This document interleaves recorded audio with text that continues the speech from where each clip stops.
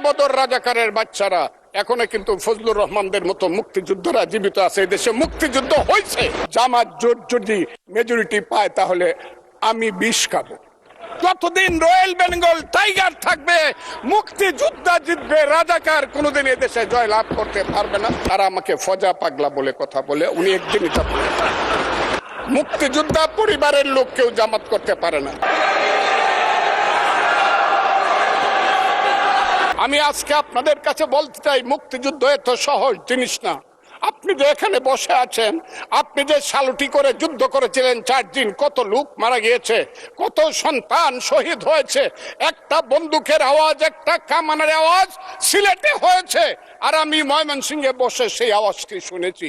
আখাউড়াতে সেই নদীতে যে যুদ্ধ হয়েছে, যে যুদ্ধে নেতৃত্ব দিয়েছে খালেদ মুশাররফ, হায়দারেরা, সেই শব্দ আমার বাড়ি থেকে 100 কিলোমিটার দূরে সেই শব্দ আমি শুনেছি। ওই যে ধানোয়া কামালপুরে কর্নেল তাহেররা যুদ্ধ করেছে, সেই যুদ্ধের সংবাদ শব্দ আমি কিশোরগঞ্জ থেকে শুনেছি। 11টা সেক্টর ছিল। 1 নম্বর সেক্টর কমান্ডার জিয়াউর রহমান, 2 নম্বর খালেদ মুশাররফ। জিয়াউর রহমান যখন ব্রিগেড কমান্ডার হলেন, তখন কমান্ডার হলেন সেইখানে। ওই ফেনীর যুদ্ধ, জাফর ইমামদের আজকে যাই করুক তারা, বিলুনিয়ার যুদ্ধ তো আমরা বলবো না।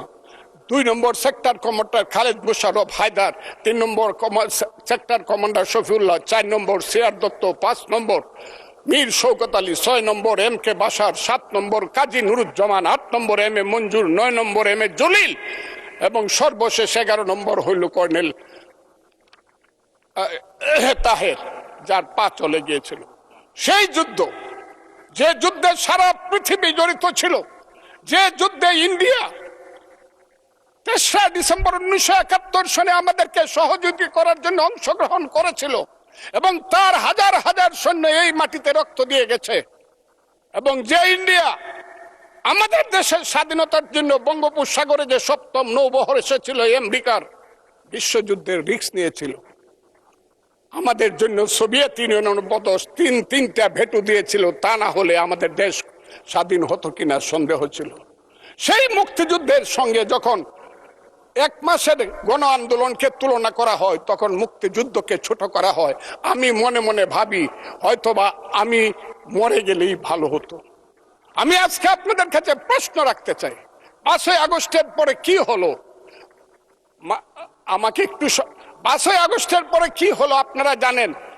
এইখানে ইউনূস সরকার ছিল, আমি শিল্পকলার সামনে থাকি। একটা গান হইতে পারে নাই, একটা নাটক হইতে পারে নাই, একটা লালনের গীতি হইতে পারে নাই, একটা বাউল গান হইতে পারে নাই। সব কিছু কালো শক্তি ধ্বংস করে দিয়েছিল। তারা বলেছিল কোন মুক্তিযুদ্ধ হয় নাই। 47-এর যুদ্ধ হয়েছে, আর 24-এর যুদ্ধ হয়েছে, আর 71-এ গন্ডগোল হয়েছে। সেই দিন মুক্তিযোদ্ধা হিসাবে আমি বলেছিলাম, আমি বলতে পারবো কিনা কথাটা আপনি, এই আলবদর রাজাকারের বাচ্চারা এখনো কিন্তু ফজলুর রহমানদের মতো মুক্তিযোদ্ধারা জীবিত আছে। এই দেশে মুক্তিযুদ্ধ হয়েছে। মুক্তিযুদ্ধ সত্য, 30 লক্ষ লোক জীবন দিয়েছে, এটাও সত্য। এই যুদ্ধের মধ্য দিয়ে আমরা সেদিন তাদের সঙ্গে যুদ্ধ করেছি।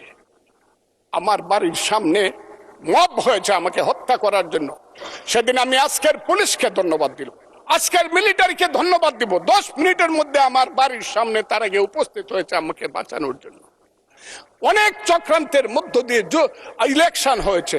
সেই ইলেকশনে তারা কি করেছে, আজকে যারা আমার ডান দিকে বসে আছে তারা কি করেছে? একদিন তো আমরা ভাই ছিলাম নাকি? তারা যা করেছে সেটা কল্পনা করার মতো না। যত চক্রান্ত করেছে, সেই চক্রান্তের ভিতর দিয়ে যখন তারা প্রচার করতে শুরু করলো তারা বাংলায় 2/3 মেজরিটি পেয়ে তারা পাস করবে, আমি হতবাগা ফজলুর রহমান বলেছিলাম, জামাত জোট যদি মেজরিটি পায় তাহলে আমি বিষ খাবো। এই কথাটা আমি বলেছিলাম, আমি বিষ খাবো। হ্যাঁ, কথাটা সত্য, আমি বলে যাচ্ছি। এবং তারা কোনোদিন যুদ্ধে জয়লাভ করতে পারে না, রাজনৈতিক যুদ্ধে, কারণ তাদের পূর্বপুরুষ বাংলাদেশ চায় নাই। বাংলাদেশ যদি থাকে, এই বাংলায় শুধু বেলিচা মিলিয়ার জুই ফুল ফুটে না, এদেশে রক্ত গোলাপ, রক্ত জবা ফুটে।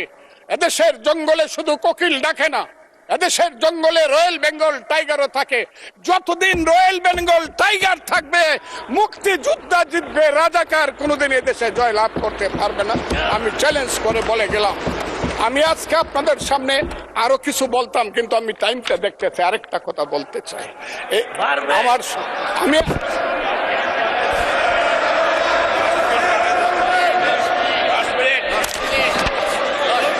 আমাকে 5 মিনিট সময় দেন, আমি শেষ করে ফেলবো। আমি আজকে আপনার সামনে শুধু বলতে এসেছি, মাননীয় সদস্য, আরো 3 মিনিট দেওয়া হলো আপনাকে। আমি বলতে এসেছি, হ্যাঁ, আমার বক্তব্যের পরে বলবে আমরা কি মুক্তিযুদ্ধ করি নাই।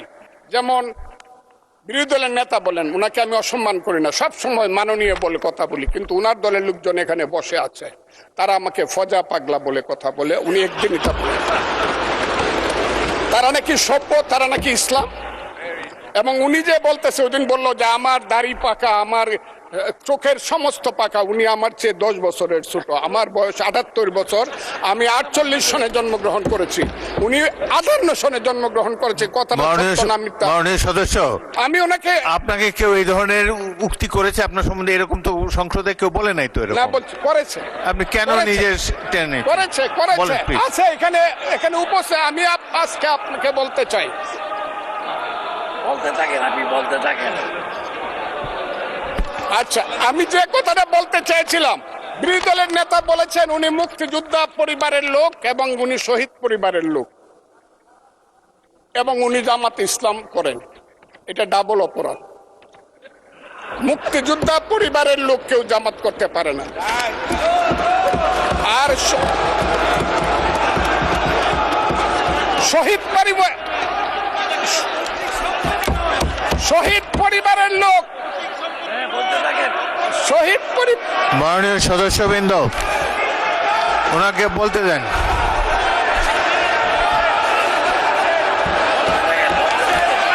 মাননীয় সদস্যবৃন্দ, অর্ডার। আপনারা শৃঙ্খলা রক্ষা করুন। মাননীয় সদস্যবৃন্দ, সংসদে শৃঙ্খলা রক্ষা করুন। মাননীয় সদস্য ফজলুর রহমান, আপনি শেষ করুন, কষ্ট পাইতেছেন, বক্তব্য শেষ করুন। আমি আবারও বলে রাখলাম, শহীদ পরিবারের লোক তো জামাত করতেই পারে না, আর জামাত করলে ডাবল অপরাধ করতেছে। 2,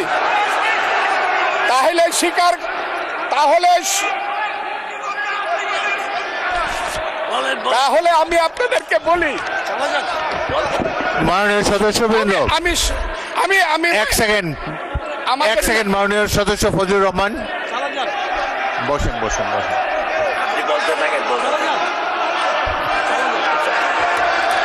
আমি আপনাদেরকে মাননীয় সদস্যবৃন্দ, প্রোটেকশন আশা করতেছি। মাননীয় সদস্যবৃন্দ, বসুন। কিন্তু আমার গলা, সংসদে শৃঙ্খলা রক্ষা করুন। ওনার গলা, আমি কিন্তু ওনাদেরকে খারাপ কিছু বলি নাই। বসেন।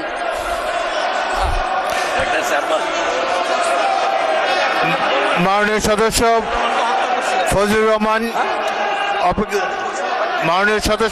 রহমান, আপনি একটু অপেক্ষা করুন। আপনি বলতে থাকেন না। মাননীয় সদস্যবৃন্দ, আমি প্লিজ সিট ডাউন। আমি বলছি, এই যে দেখেন, তারা বসেন।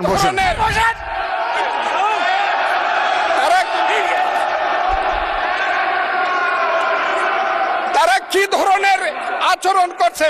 আচ্ছা, আজকে তাদেরকে, মাননীয় সদস্যবৃন্দ, একটু মনোযোগ দিয়ে আমার কথাটি শোনার চেষ্টা করুন।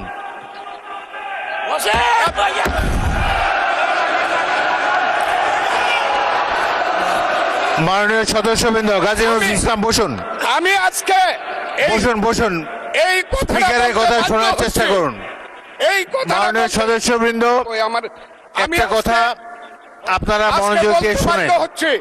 সংসদে প্রত্যেক সদস্যের, ফজলুর রহমান একটু ওয়েট করেন। মাননীয় সদস্য ফজলুর রহমান ওয়েট করেন।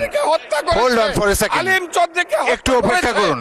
আমাদের নেতা জিয়াউর রহমানকে পাইলো এরা হত্যা করতো 16 ডিসেম্বরের আগে। মাননীয় সদস্য ফজলুর রহমান অপেক্ষা করুন। আমার শেষ, আমাকে হোল্ড অন ফর 2 মিনিটস। দেখেন, ডিস্টার্ব, আমি আর তাদেরকে বল। মাননীয় সদস্যবৃন্দ, এটি বাংলাদেশের জাতীয় সংসদ। এখানে প্রত্যেকেই নির্বাচিত হয়ে এসেছেন। প্রত্যেকেরই এখানে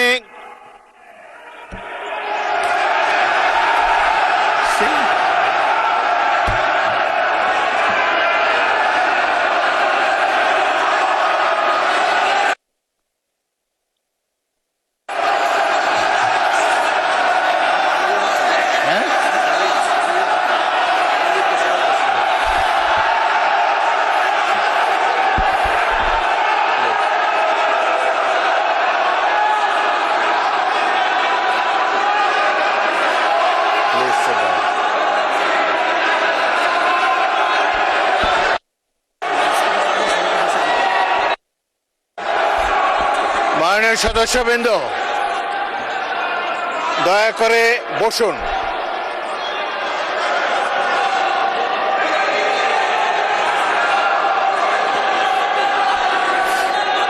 মাননীয় সদস্যবৃন্দ বসুন, বসুন বসুন প্লিজ।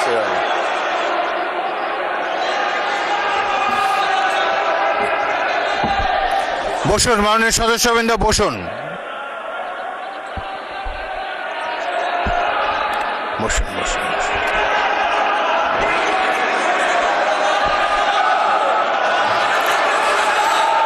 মাননীয় সদস্যবৃন্দ, মাননীয় বিরোধী দলের নেতা, আমি বলি তারপরে আপনি বলেন।